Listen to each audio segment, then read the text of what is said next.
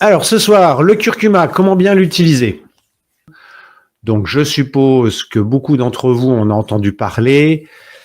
Vous avez les photos, donc celle de gauche, ici où vous avez la plante telle qu'elle pousse, c'est-à-dire que vous l'arrachez, elle est dans la terre. Ce sont des rhizomes, un petit peu comme les iris si vous jardinez, ou comme le gingembre. D'ailleurs, c'est de la même famille que le gingembre. Ensuite, ici, vous l'avez telle que vous pouvez la trouver dans les boutiques bio ou même chez Ducros, vous devez pouvoir en trouver. Donc, vous voyez ici les rhizomes qui ont été nettoyés de leurs racines. Et puis, peut-être êtes-vous allé chez un fleuriste, et je sais que moi, j'en ai déjà offert, parce que je trouve ça très beau. Ici, vous avez la fleur de curcuma. C'est très, très beau. Et si on vous l'offre, eh bien, vous pouvez la replanter. Alors, plutôt en pot, parce que dans le jardin, ça va geler. Mais sinon, ça peut pousser. Moi, en ce moment, je fais pousser de la citronnelle. Et puis, mon prochain objectif, c'est de faire pousser du gingembre. Bon, comme je manque un peu de soleil dans le Jura, ma citronnelle est pas très péchue. Mais en tout cas, c'est rigolo et puis ça permet d'avoir des herbes locales. Voilà, donc ça, c'est pour la plante telle qu'elle se présente. Si vous allez en Asie, et notamment en Inde, vous pourrez en trouver puisque c'est une plante très utilisée dans la cuisine et notamment dans les currys. C'est ce qui rentre dans la composition du curry. Pas que, puisqu'il y a d'autres choses, il y a du poivre, etc., de la coriandre. Mais c'est un des éléments essentiels du curry. Voilà, ça c'est pour la plante.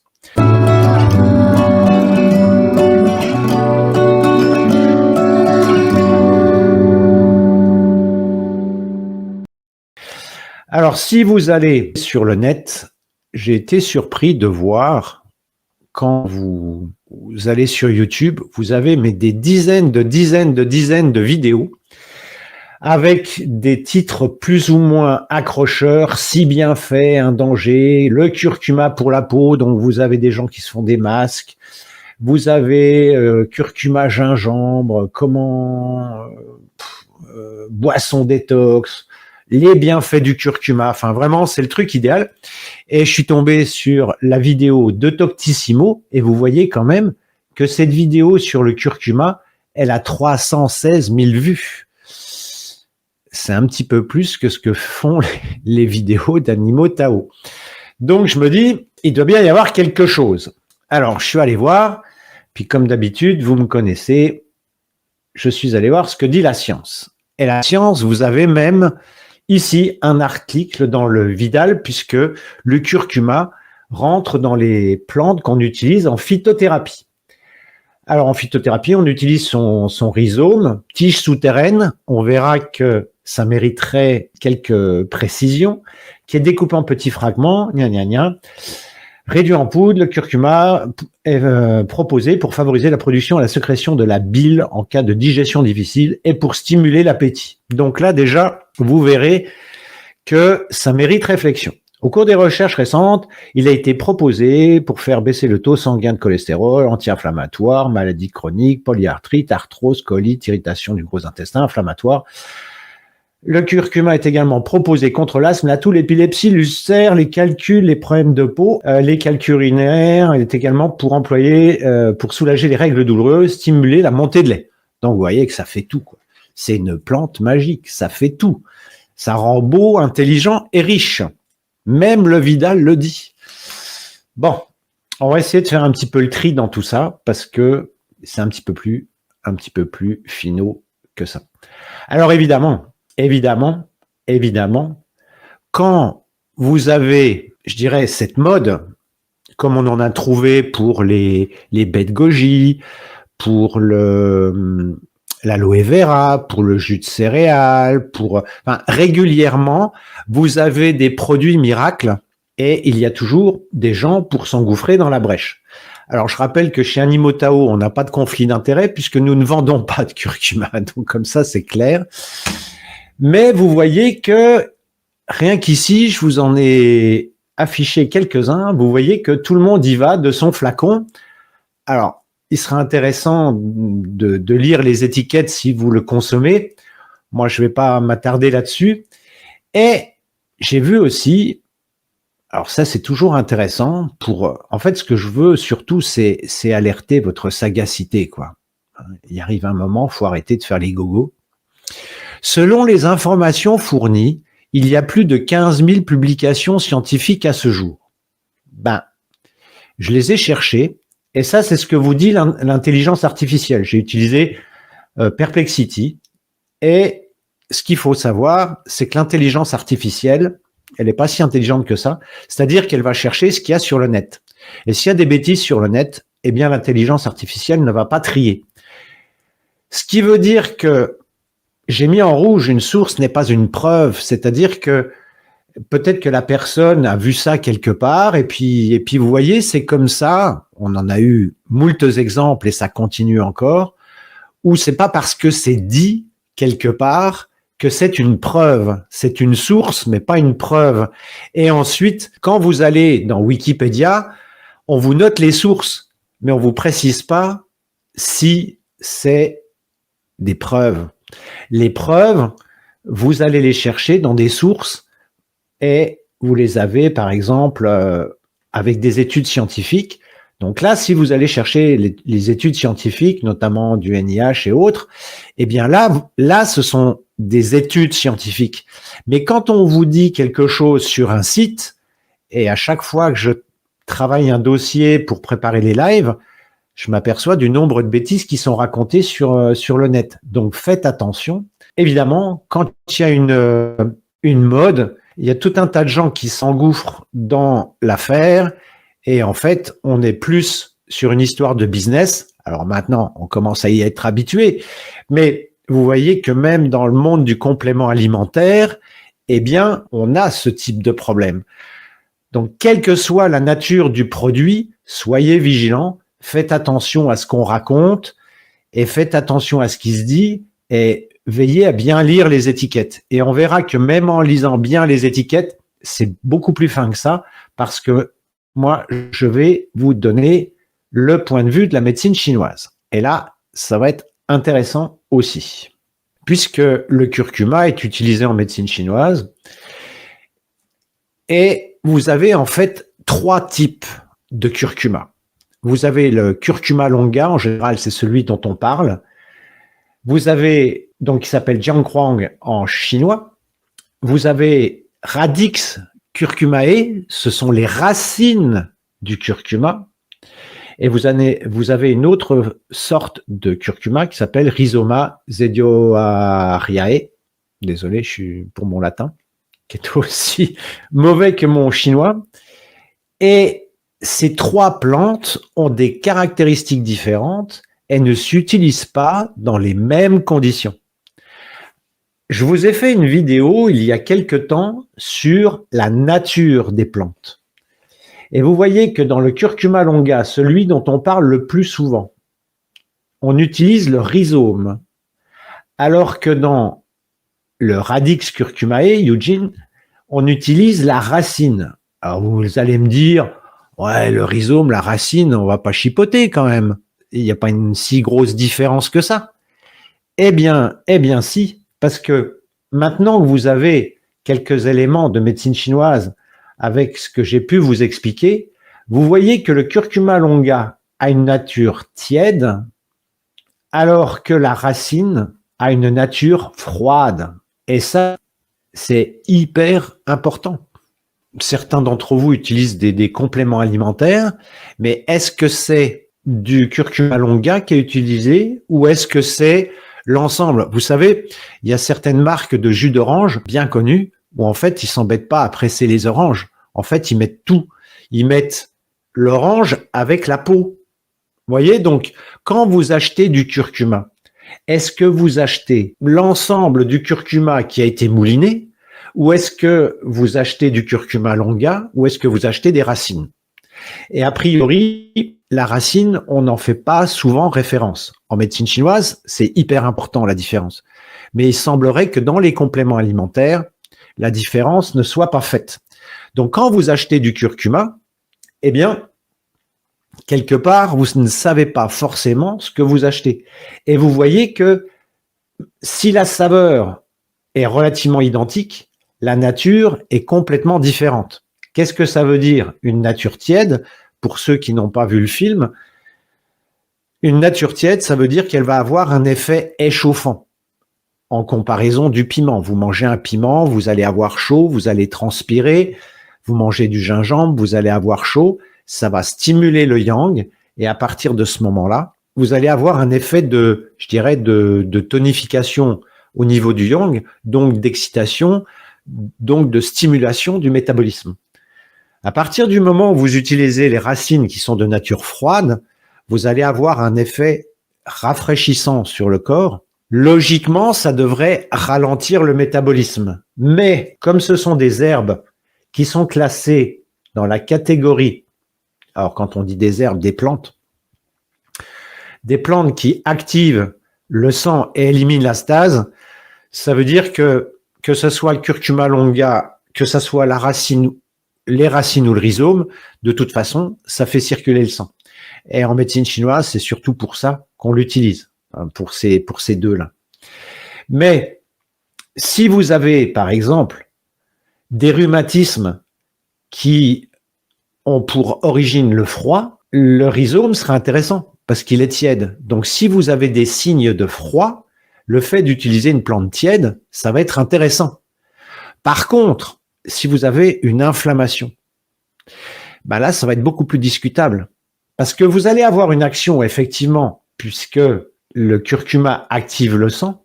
Donc, à partir du moment où ça active le sang, ça va favoriser la circulation, donc ça va favoriser la cicatrisation. Quand vous avez une tendinite, par exemple, le fait de faire circuler, c'est ce qui favorise l'élimination de l'inflammation. Mais si vous favorisez la circulation pour une inflammation, alors que vous utilisez un produit tiède, vous ne serez pas dans des conditions optimales, puisque si c'est une inflammation, il faudra rafraîchir. Donc à ce moment-là, il vaudra mieux utiliser la racine. Et vous voyez que l'intérêt des vidéos que j'ai pu vous faire et des informations que j'ai pu vous donner, c'est que là maintenant, vous pouvez comprendre la différence. Et quand on vous dit le curcuma, c'est une plante hyper intéressante, oui, je confirme, c'est vrai, mais à condition d'utiliser la bonne forme dans les bonnes conditions. Donc vous allez trouver sur le net, et je suis allé sur les forums, je suis allé regarder, vous avez des personnes qui vous disent « Ah, mais moi, avec moi, ça a été extraordinaire. » Bah oui, si elles avaient un terrain froid et qu'elles ont utilisé le rhizome, super. Si elles avaient un terrain chaud, qu'elles ont utilisé les racines, super. Mais si c'était pas ces cas-là, ben, à certains moments, vous avez des gens qui vont vous dire « Mais non, chez moi, ça n'a pas marché. » Vous voyez? Donc, suivant la problématique que vous avez, il faudra utiliser une partie de la plante ou une autre. Vous avez la même chose pour l'angélique, vous avez plein de plantes où en fait, selon la partie de la plante que vous utilisez, même simplement au niveau de la racine, suivant la partie de la plante que vous utilisez, vous aurez des effets qui sont différents. Et vous voyez que l'autre rhizome Edzu, eh bien, il est aussi de nature tiède. Ce qui veut dire que vous avez dans les formes de curcuma qui sont proposées, bon, je pense qu'on le trouve pas, on va s'éterniser sur celui-là. Celui-là, il est plutôt utilisé en médecine. Donc, on s'en occupe pas. Par contre, dans ce que vous pouvez trouver dans les compléments alimentaires, vous avez soit le rhizome, soit la racine. Donc, je vous ai mis les photos ici, mais bon, si vous allez sur le net, vous verrez. Donc, c'est une plante qui se caractérise par sa couleur jaune. C'est pour ça, huang, ça veut dire jaune en chinois. Et si vous faites la cuisine avec, vous savez que c'est très tachant, c'est très jaune, c'est très tachant, c'est ce qui donne une jolie couleur. Et c'est ce qui donne la couleur jaune au curry. Donc, au niveau des actions, on vous dit que le curcuma mobilise l'énergie et le sang. Quand on dit mobilise, ça veut dire que ça va venir réveiller. Ça secoue un peu, si on veut. Mobilise l'énergie et le sang, donc forcément, ça va avoir une action au niveau du foie. Ça contribue à réduire la douleur. Bah évidemment, si vous utilisez une plante qui fait circuler alors que vous avez des rhumatismes, eh bien, vous allez avoir une action intéressante. Et de toute façon, quand il y a une douleur, si vous activez le sang, vous avez toujours un effet antidouleur. Ça disperse le vent.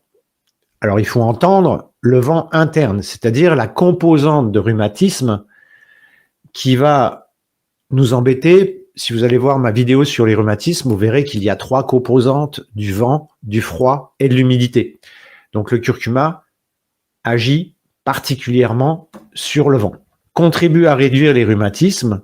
Donc là, on est d'accord, ce qui répond à une logique, puisque dans les rhumatismes, avant qu'ils deviennent inflammatoires, vous avez du vent, du froid et de l'humidité. Donc s'il y a du froid, il est logique d'utiliser une plante tiède. Si votre rhumatisme devient inflammatoire, il vaudra mieux utiliser la racine. Vous voyez la subtilité, c'est ça qui est intéressant. Donc en fait, tout dépend de la nature de votre problématique. Alors, bien sûr, vous allez l'utiliser, ça va activer le sang, ça va marcher, mais ça ne sera pas optimal, et voire même, vous pouvez avoir un effet de tonification du yang.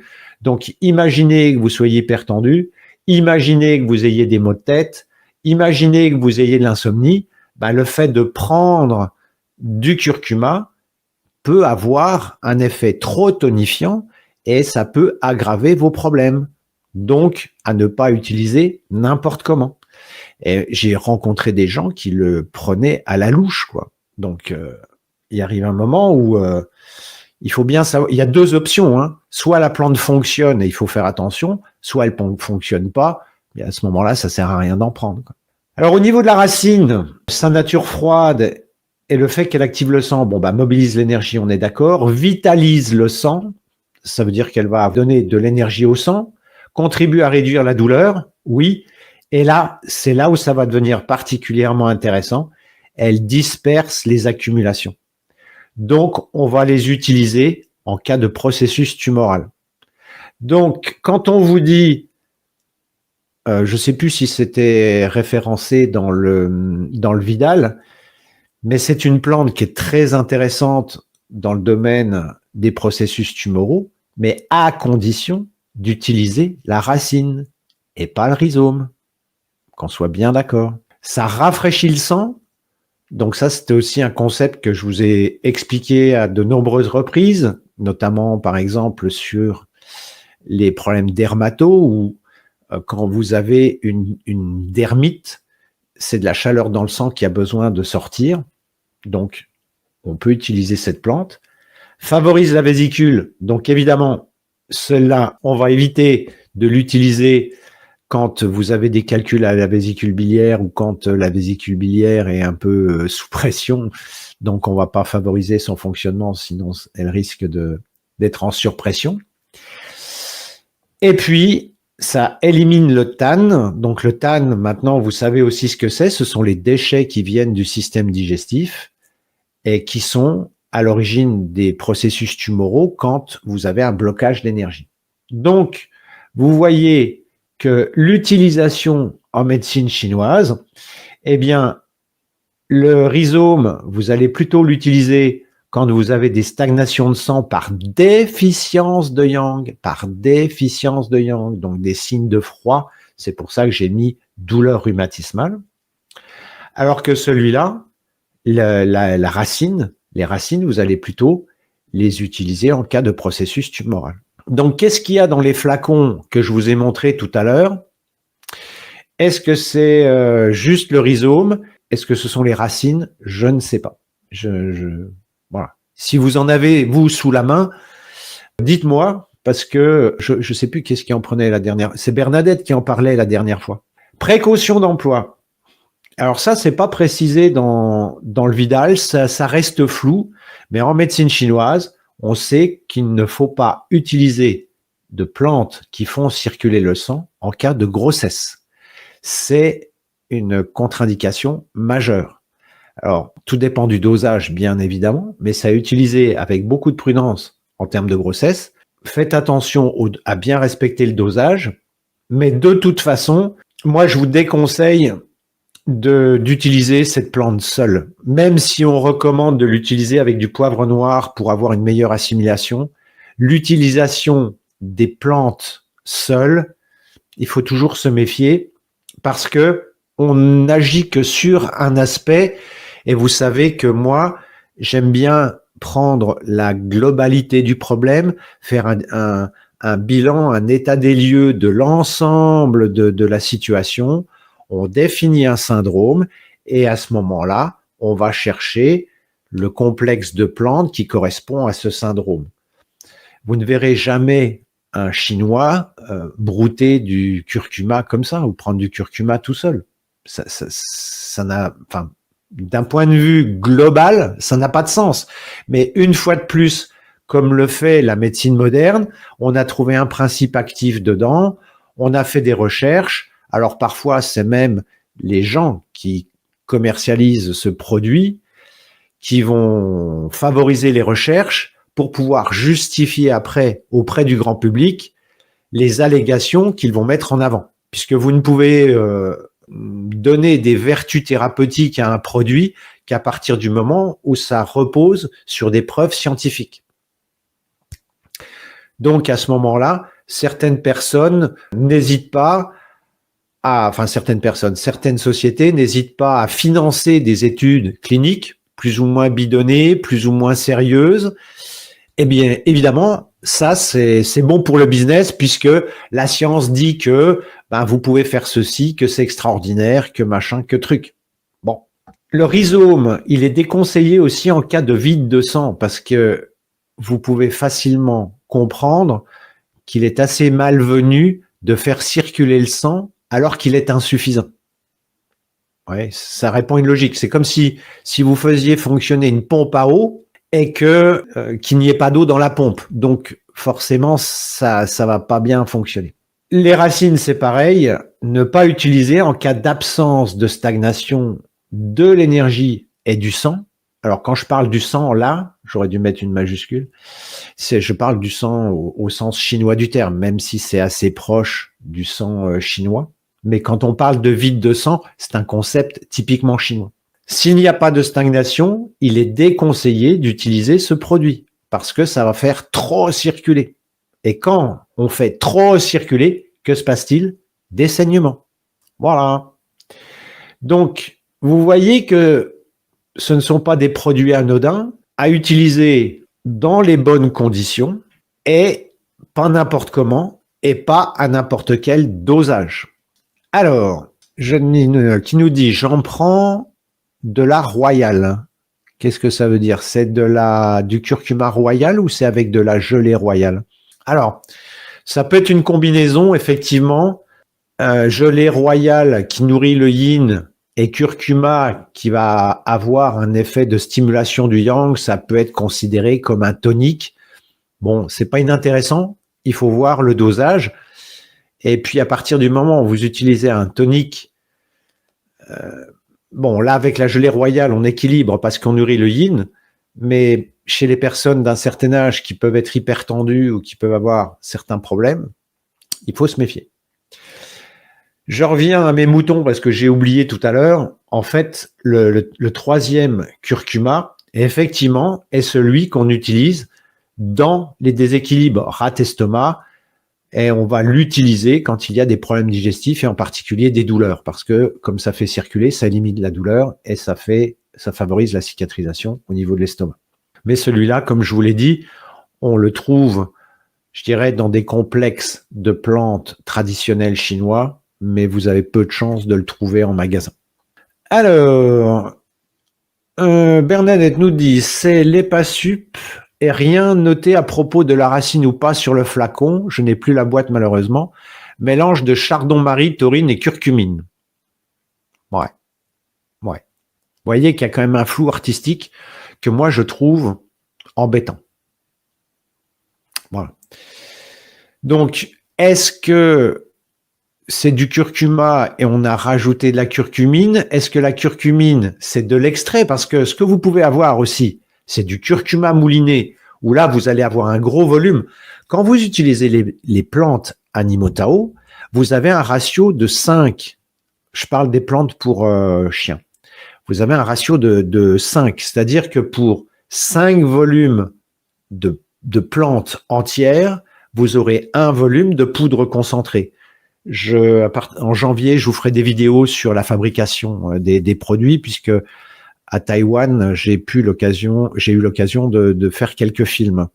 Donc, je vous montrerai tout ça pour vous montrer comment c'est fabriqué. Donc, quand il parle de curcumine, est-ce que c'est le curcuma qui a été réduit en termes de poudre concentrée qu'ils appellent curcumine, ou est-ce que c'est le principe actif qui a été extrait de la plante? Vous voyez que c'est très très flou, hein. C'est très très flou cette affaire-là. C'est le vétérinaire qui l'a suggéré. Bah oui, mais bon, si vous voulez, ce qu'il faut bien comprendre, c'est que vous avez les praticiens et vous avez les pharmaciens. Donc, en humain, c'est évident qu'un pharmacien ne va pas faire de médecine et qu'un médecin ne va pas faire de pharmacie. Chacun son job. Sauf que le vétérinaire, il fait tout. Voilà. Donc, s'il utilise ce produit en tant que praticien, il connaît le contexte d'utilisation, mais il n'a pas forcément les compétences ou il n'a pas forcément suffisamment travaillé le dossier pour avoir les bases de pharmacie, parce que bon, faut quand même comprendre le job de véto. Il y a tellement de choses à savoir, il y a tellement de choses à connaître, il y a tellement de bestioles différentes, il y a tellement de façons de pratiquer la médecine vétérinaire que c'est compliqué d'être au top dans tous les domaines. Donc peut-être que voilà, le représentant lui a dit il y a tel produit, c'est intéressant, voilà telles études et on peut l'utiliser dans tel cas et puis voilà quoi. Bon. Et puis ben peut-être que lui il a juste fait confiance, hein, comme certains praticiens ont fait confiance à la soupe. Ensuite, je viens de voir sur le flacon la Royale et il s'agit du rhizome. D'accord. Donc vous voyez que d'une façon générale, il semblerait que ce qui soit privilégié, ça soit plutôt le rhizome, donc le côté tonifiant. Alors ça, c'est toujours gratifiant quand on prend un produit tonifiant, parce que l'occidental moyen ayant tendance à être toujours un peu fatigué, soit parce qu'il est surmené, soit parce qu'il travaille trop, ou soit parce qu'il commence à prendre de l'âge, donc on est un peu chamallow, vous prenez un produit qui est tonifiant, et puis tout de suite vous vous sentez mieux. Bah oui, mais je vous ai expliqué la dernière fois la même chose avec le ginseng. Vous avez plein de femmes, de jeunes femmes qui prennent du ginseng parce qu'elles se sentent fatiguées. Vous avez un effet de stimulation, et à partir de ce moment-là, vous pouvez favoriser le blocage de foie, donc vous pouvez déclencher des maux de tête, ça peut bloquer les règles, ou ça peut faire des règles hémorragiques, mais la personne ne va pas faire le lien entre les inconvénients de la plante ou du produit qu'elle a pris et les signes qu'elle déclare. Elle, ce qu'elle voit, c'est que j'ai plus la pêche. Bon, d'accord, j'ai des maux de tête, mais j'ai plus la pêche. Vous voyez, voilà, c'est là-dessus que j'aimerais vous sensibiliser, quoi. Donc sur le flacon, donc la Royale, c'est la marque. D'accord. C'est pour les tumeurs sur son foie. Bah oui, mais vous voyez bien que ça va pas dans le sens que j'ai expliqué, puisque si on est dans le cadre de tumeurs, ce sont les racines qu'il faut utiliser, et pas le rhizome. Voilà, moi je dis ça, je dis rien.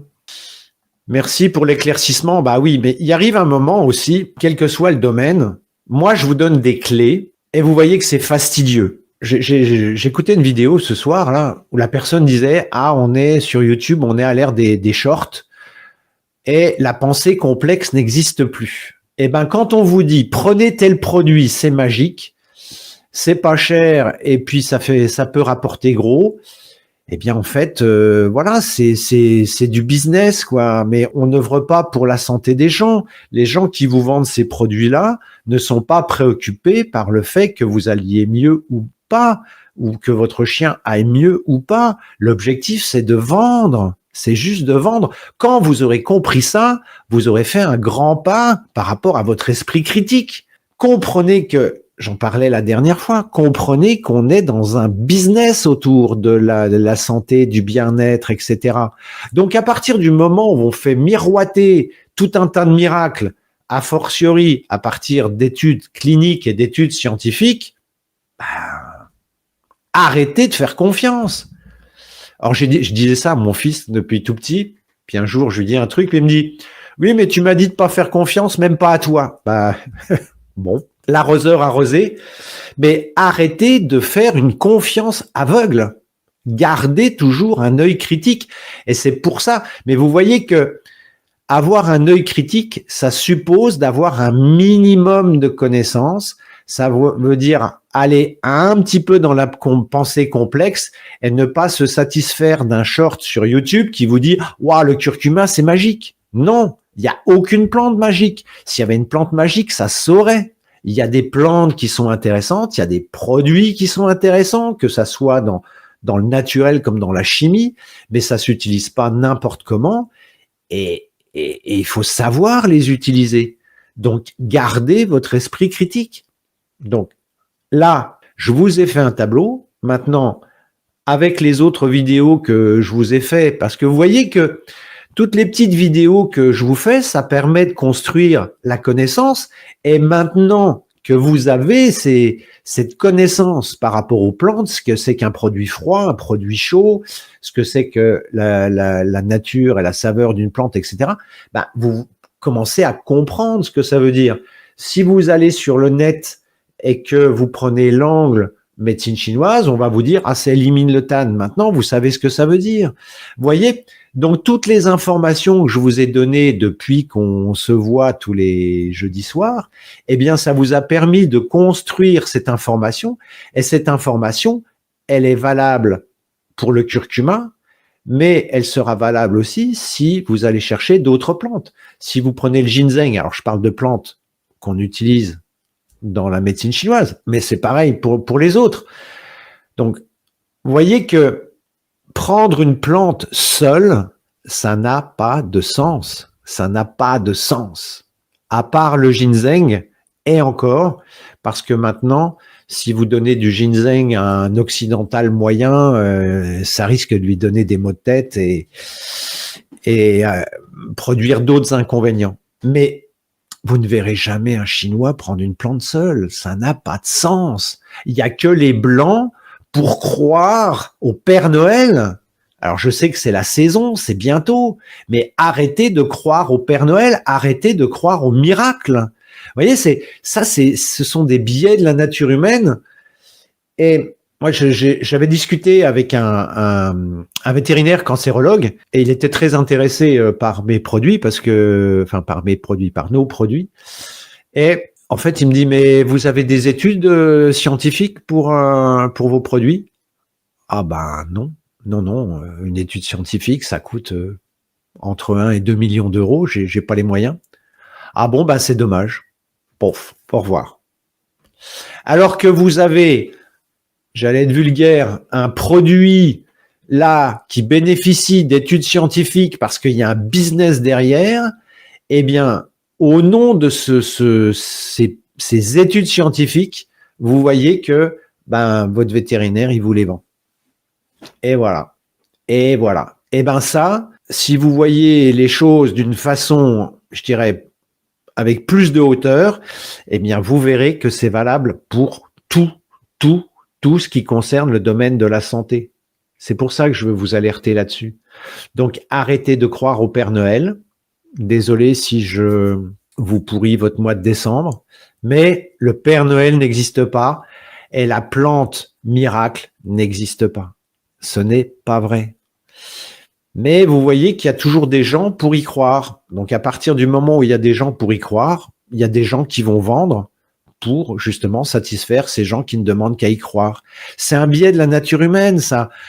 Ça serait tellement simple. Vous imaginez, j'ai un problème, il existe la plante miracle. J'aimerais bien que la plante miracle existe. Et puis, vous avez quelqu'un qui arrive qui vous dit, bonjour, j'ai une plante miracle, ça vous intéresse? Si vous êtes ou en situation de fragilité parce que votre animal n'est pas bien ou parce que vous n'êtes pas bien, pouf, vous sautez sur le truc, quoi. Voilà. Et c'est pour ça que des fois, ça m'ennuie qu'Animotao soit classé justement dans le même sac que tous ces compléments alimentaires parce que j'ai le sentiment d'essayer de faire du mieux qu'on peut pour justement éclairer et que nos clients fassent le choix en connaissance de cause. Mais bon, qu'est-ce que vous voulez qu'on fasse par rapport à des machines de guerre qui vous expliquent avec un grand coup d'études scientifiques